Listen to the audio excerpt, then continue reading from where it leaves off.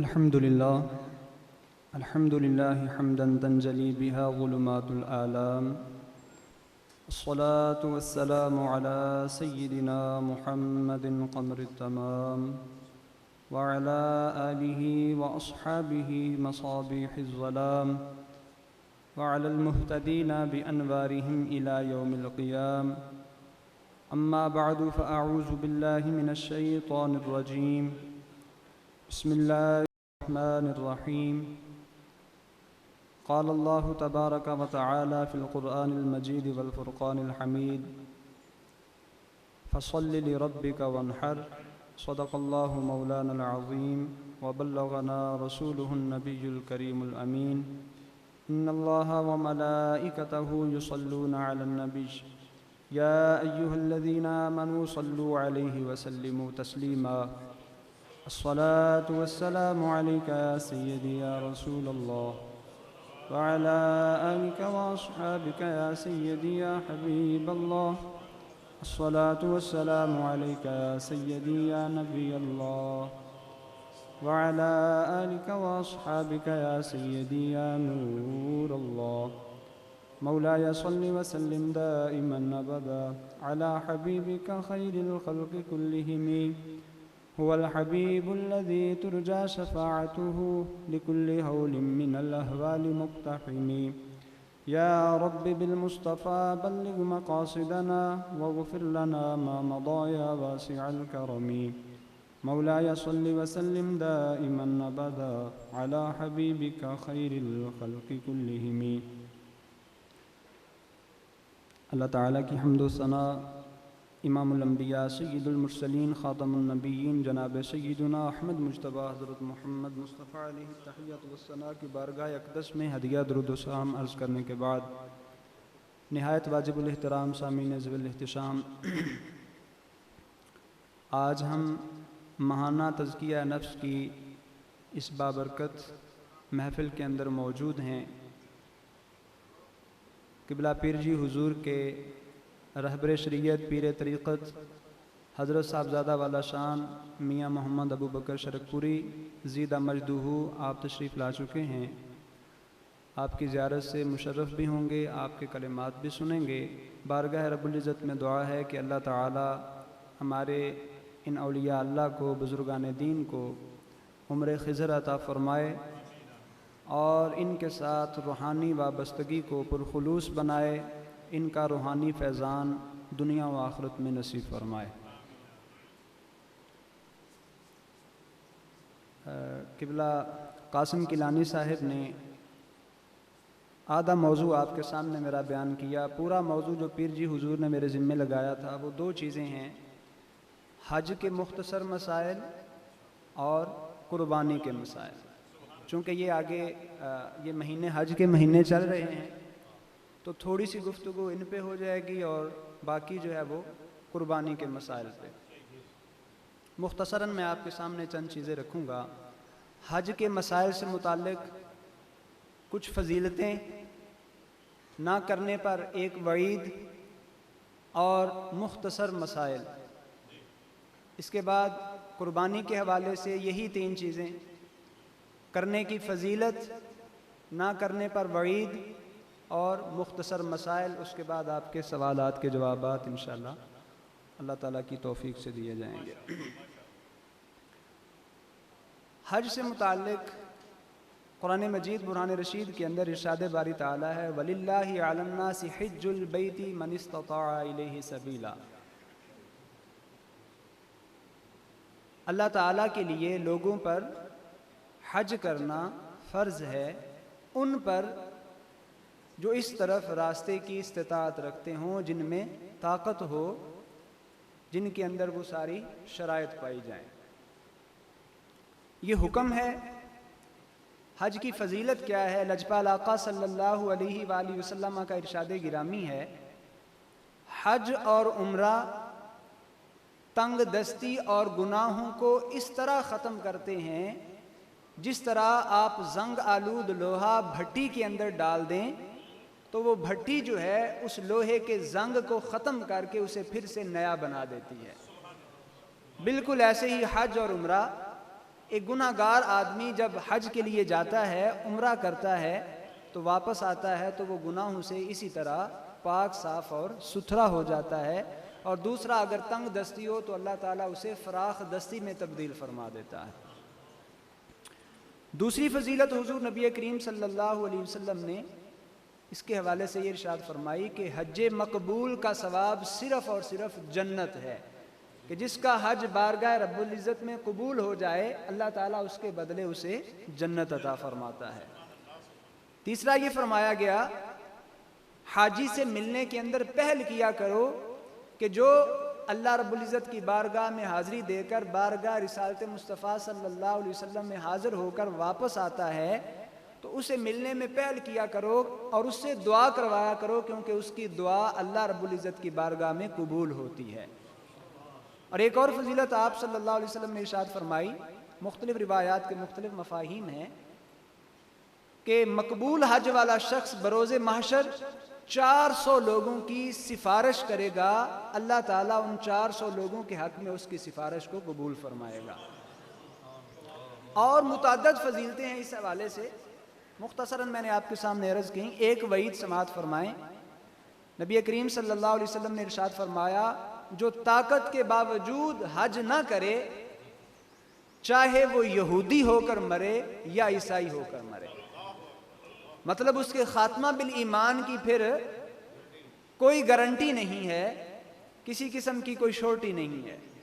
تو جن کو اللہ تعالیٰ نے طاقت دی ہے، استطاعت عطا فرمائی ہے، جیسے ہی حج فرض ہو جائے انہیں اس میں تاخیر نہیں کرنی چاہیے. تو میں نے مختصراً آپ کے سامنے چند فضیلتیں اور ایک وعید رکھی. اب حج کے مسائل کی طرف آتے ہیں. تفصیلی مسائل تو اس مختصر نشست کے اندر بیان کرنا ممکن نہیں ہے، صرف استطاعت پر تھوڑی سی بات کہ حج فرض کس پر ہوتا ہے.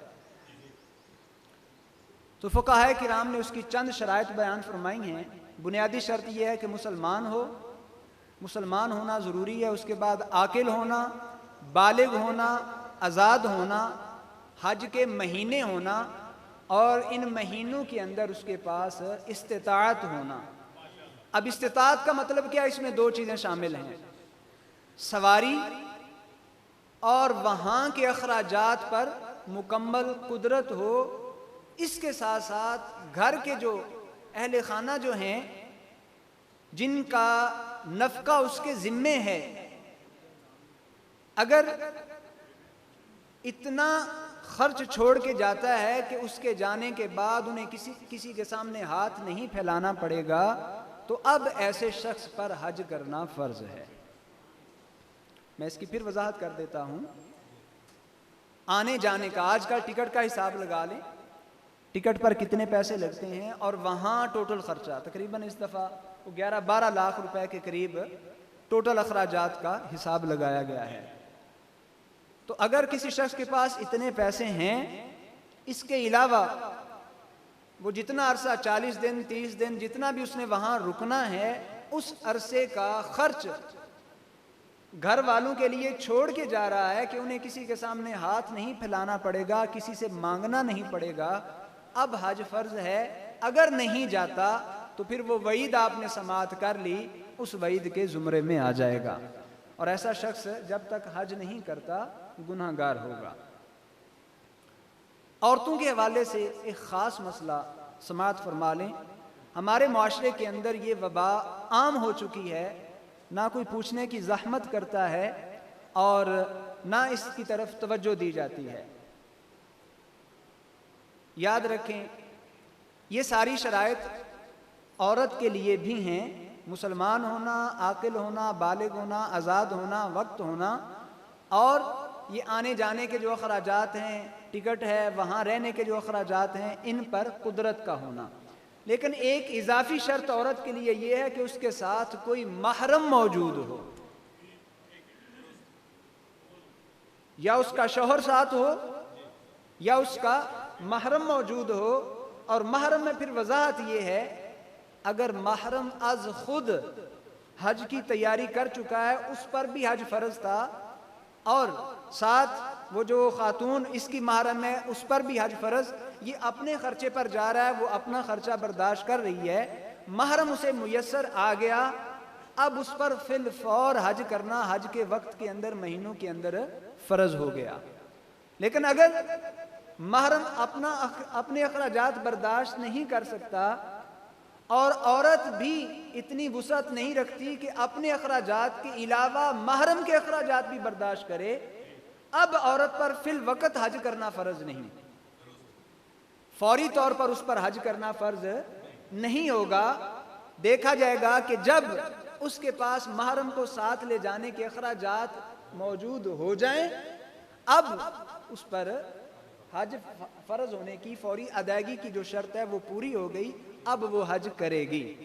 اور اگر محرم کے بغیر جاتی ہے، جس طرح ہمارے ہاں آج کل یہ گروپس کا سسٹم بن چکا ہے عمرے کے لیے، حج کے لیے، کہ کسی اجنبی کو اس کا محرم ڈکلیئر کر دیا جاتا ہے، تو یاد رکھیں حضور نبی کریم رؤوف الرحیم صلی اللہ علیہ وآلہ وسلم نے ایسی عورتوں کے لیے بڑی سخت وعید فرمائی ہے کہ اس کا ہر قدم گناہ کے اندر ہوگا، بغیر ثواب کے وہ گناہگار ہوگی.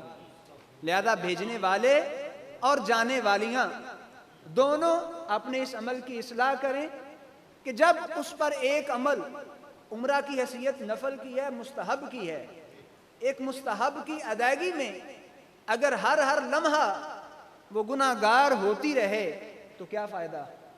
لہذا عمرہ کے لیے جائے تو بھی حقیقی محرم کے ساتھ یا شوہر کے ساتھ، حج کے لیے جائے تو بھی حقیقی محرم کے ساتھ یا شوہر کے ساتھ جائے. فرض کریں اگر ایسی عورت کا انتقال ہو گیا،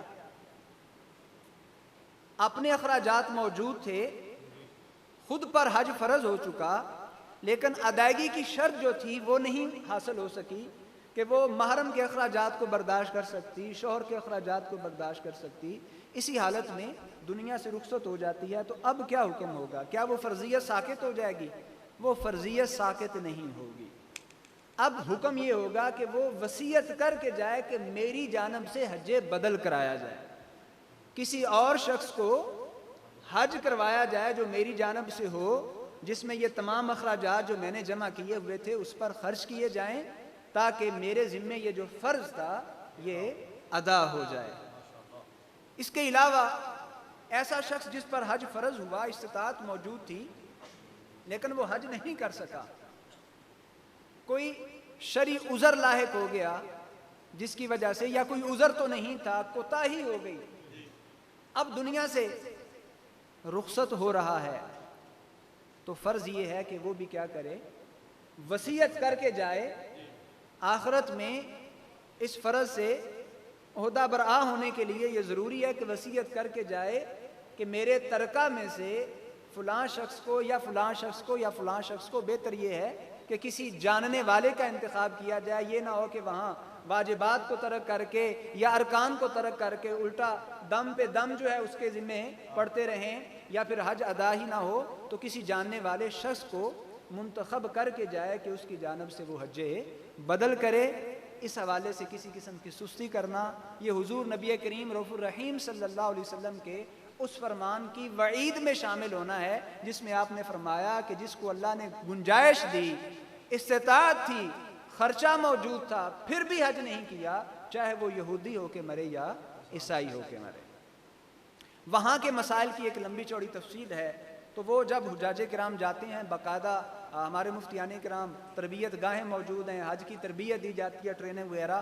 تو اللہ تعالیٰ جس کو توفیق دے پھر اس کے بعد وہ تربیت گاہ میں جا کے تربیت حاصل کر سکتا ہے. مختصراً میں نے آپ کے سامنے کچھ حج کی فضیلتیں، وعید اور یہ استطاعت سے متعلق بیان کر دیا. اللہ تعالیٰ عمل کی توفیق عطا فرمائے. اب دوسرے موضوع کی طرف آتے ہیں، قربانی. قربانی سے متعلق یہی 3 چیزیں میں آپ کے سامنے رکھوں گا. قربانی کرنے کی فضیلت، دوسری بات نہ کرنے پر وعید، اور تیسری چیز اس کے مختصر مسائل. قرآن مجید برہان رشید کے اندر مختلف مقامات پر قربانی کا ذکر ہے. سورہ کوثر کے اندر فرمایا فَصَلِّ لِرَبِّكَ وَانْحَرْ، اپنے رب کے لیے نماز ادا کیجئے اور قربانی کیجئے.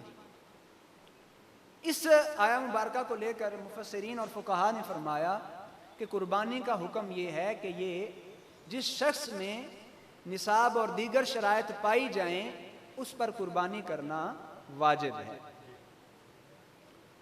فضیلت کیا ہے؟ حضور نبی کریم رؤوف الرحیم صلی اللہ علیہ وسلم نے ارشاد فرمایا، یہ جو قربانی کے ایام ہیں، ان ایام میں اللہ رب العزت کی بارگاہ میں سب سے زیادہ جو پسندیدہ عمل ہے وہ اس کے راستے میں خون بہانا ہے، جانور کو ذبح کرنا ہے کہ وہ جانور بروز محشر اللہ رب العزت کی بارگاہ میں اس انداز میں پیش ہوگا کہ اپنے کھروں کے ساتھ، اپنی جسامت کے ساتھ، اپنے خون کے ساتھ آئے گا، اور اس سے یہ معلوم ہوگا کہ یہ وہ جانور ہے جو بارگاہ رب العزت میں اس کی رضا اور اس کے حکم پر عمل کرتے ہوئے۔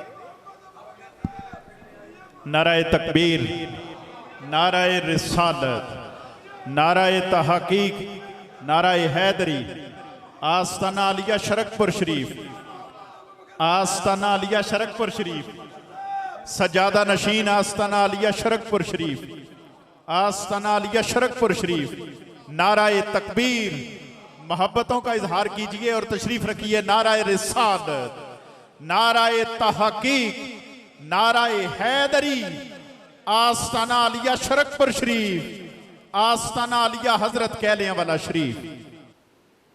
آپ کے سامنے قربانی کے مسائل سے متعلق گفتگو چل رہی ہے۔ قربانی کی فضیلت سے متعلق آپ کے سامنے حدیث پاک بیان کی کہ رسول اللہ صلی اللہ علیہ وسلم نے فرمایا، قربانی کے ایام میں بارگاہ رب العزت میں سب سے زیادہ پسندیدہ اور مقبول ترین عمل یہ ہے کہ اس کے راستے میں خون بہایا جائے، اور وہ جانور بارگاہ رب العزت میں بروز معاشر اس انداز میں پیش ہوگا کہ اپنے کھروں کے ساتھ، اپنی جسامت کے ساتھ، بہتے ہوئے خون کے ساتھ آئے گا، جس سے یہ معلوم ہو جائے گا کہ یہ قربانی کا جانور ہے۔ اور بروز معاشر ایک حدیث پاک میں یہ بھی فرمایا گیا کہ قربانی کے جانور قربان کرنے والوں کے لیے سواریوں کا کام دیں گے۔ نہ کرنے کی وعید حضور نبی کریم رؤوف الرحیم صلی اللہ علیہ وسلم نے فرمایا کہ جو شخص استطاعت رکھتا ہو پھر بھی قربانی نہ کرے تو وہ ہماری عیدگاہ کے قریب بھی نہ آئے، اسے عیدگاہ میں داخل ہونے کی، وہ مصلی کے اندر شامل ہونے کی اجازت نہیں ہے۔ تو اللہ رب العزت کی رضا اور نبی کریم رؤوف الرحیم صلی اللہ علیہ وآلہ وسلم کے ان فرامین پر عمل کرنے کے لیے ضروری یہ ہے کہ جس کو اللہ تعالیٰ استطاعت عطا فرمائے وہ قربانی کرے۔ اس حوالے سے ایک اشکال جو اس وقت کے لبرل لوگوں کی جانب سے کیا جاتا ہے کہ قربانی کے موقع پر اتنے زیادہ جانور ذبح کر کے ان کا خون بہا دیا جاتا ہے، کس کام میں، کس کھاتے میں آتے ہیں؟ اس سے بہتر تو یہ تھا کہ جتنا پیسہ جانوروں کو خرید کر ذبح کرنے میں خرچ کیا جاتا ہے اتنا پیسہ غرباء پر صدقہ کر دیا جائے، جن کی بچیوں کی شادیاں نہیں ہو رہی ان کی شادیوں کا اہتمام کر لیا جائے، دیگر جو فلاح عامہ کے کام ہیں وہ کر لیے جائیں۔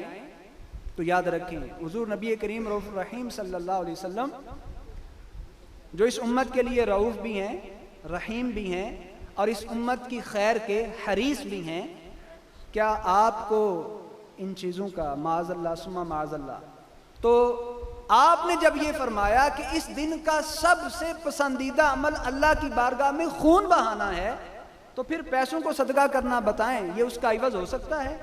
قطعی طور پر بھی نہیں۔ تو ایسے لوگوں کو حضور نبی کریم رؤوف الرحیم صلی اللہ علیہ وسلم کے اس فرمان کو دیکھتے ہوئے اپنے ان اقوال سے رجوع کرنے کی ضرورت ہے۔ اب دیکھتے ہی ہیں کہ یہ قربانی کس پر واجب ہوتی ہے۔ اس کے لیے بھی فقہاء کرام نے قرآن و سنت کی روشنی میں کچھ شرائط بیان فرمائی ہیں۔ وہ یہ کہ قربانی مسلمان پر واجب ہوتی ہے، غیر مسلم پر نہیں، عاقل ہو، بالغ ہو، بچوں پر نہیں ہے۔ اسی طرح عاقل ہو، بالغ ہو، مسلمان مرد ہو یا عورت، صاحب نصاب ہو۔ تو جو صاحب نصاب ہے اس پر قربانی واجب، اور اس کے بعد جو نصاب کی صورتحال ہے وہ یہ کہ فقہاء نے فرمایا 52.5 تولے چاندی یا اس کی قیمت، اس وقت جو گورنمنٹ کی جانب سے ریٹ ہے وہ 1,04,05,000 کے قریب 52.5 تولے چاندی کا ریٹ ہے۔ تو عید کے 3 دنوں کے اندر بھی کوئی شخص کسی بھی مرحلے پر اتنے پیسوں کا مالک ہو جائے یا گھر کے اندر اتنی ملکیت جو ہے سامان کی صورت میں موجود ہو جو اس کی ضروریات سے زائد ہو، یا گھر کے اندر زیورات وغیرہ پڑے ہوئے ہیں جو اتنی مالیت کے ہیں، تو ایسے شخص پر قربانی واجب ہوگی، وہ چاہے مرد ہو یا عورت ہو، اگر قربانی نہیں کرے گا تو وعید کے تحت آ جائے گا۔ لہٰذا ضروری یہ ہے کہ اللہ تعالیٰ نے جن کو یہ استطاعت اور توفیق عطا فرمائی ہے، اللہ تعالیٰ کے اس فرمان پر عمل کرتے ہوئے قربانی کے اس وجوب کو ادا کریں۔ بارگاہ رب العزت میں دعا ہے کہ اللہ تعالیٰ ہمیں احکام شریعہ پر عمل کی توفیق عطا فرمائے۔ آپ نے حکم فرما دیا ہے، سوالات جو احباب کرنا چاہیں وہ پوچھ سکتے ہیں۔ مفتی صاحب قبلہ تشریف رکھتے ہیں۔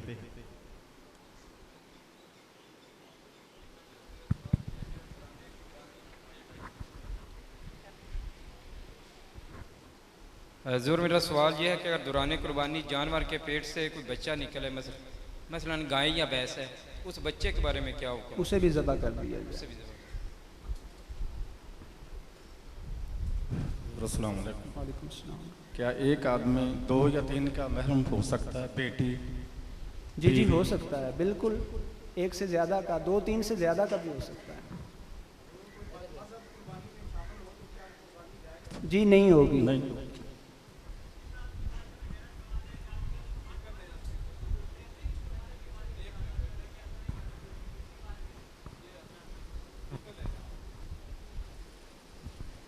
آپ کی بارگاہ میں میرے یہ سوال ہے کہ آج کل بد مذہب بھینسے کی قربانی کے بارے میں اعتراضات کر رہے ہیں، آپ مہربانی فرما کر ہماری رہنمائی فرما دیں۔ جی فقہائے کرام نے الجوامیس کا لفظ باقاعدہ فقہی کتابوں میں استعمال فرمایا ہے، جس کا مطلب ہے یہ بھینسیں ہی، تو ان کی قربانی بھی جائز ہے۔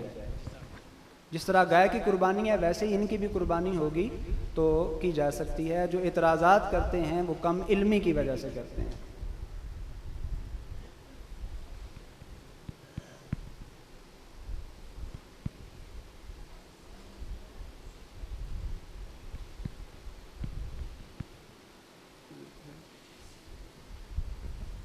السلام علیکم ورحمۃ اللہ۔ وعلیکم السلام۔ حضور جو مصنوعی طریقے سے افزا سی نسل کا جو طریقہ چل رہا ہے، مصنوعی طریقے سے جو افزا سی نسل کا جو طریقہ چل رہا ہے، حرام ہے۔ اس کے بارے میں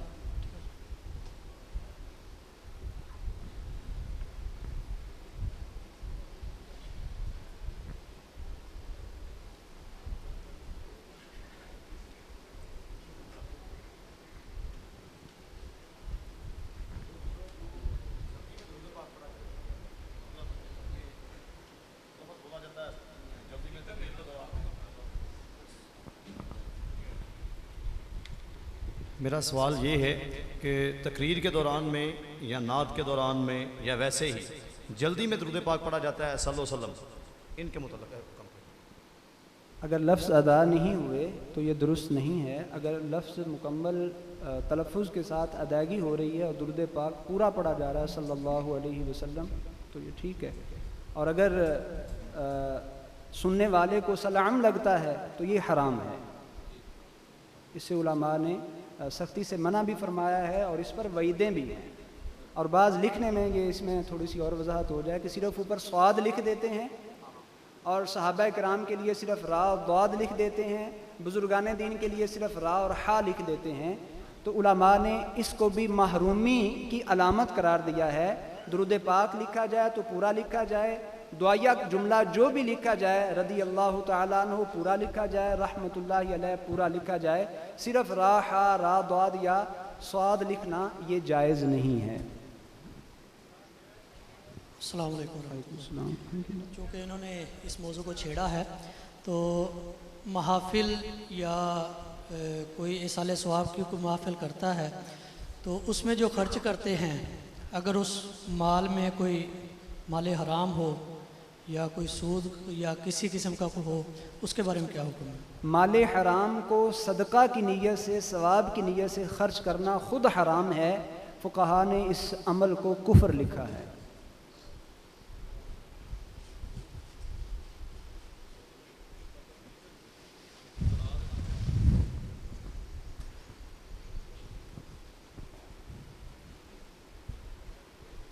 سرکار ایک بیٹی نے پوچھا اگر ماجی یا گاں کے اندر کوئی بچہ پیدا نکل آئے تو آپ نے فرمایا اسے بھی حلال فرما دیں، آپ نے یہ نہیں فرمایا اس کو کیا کرنا ہے؟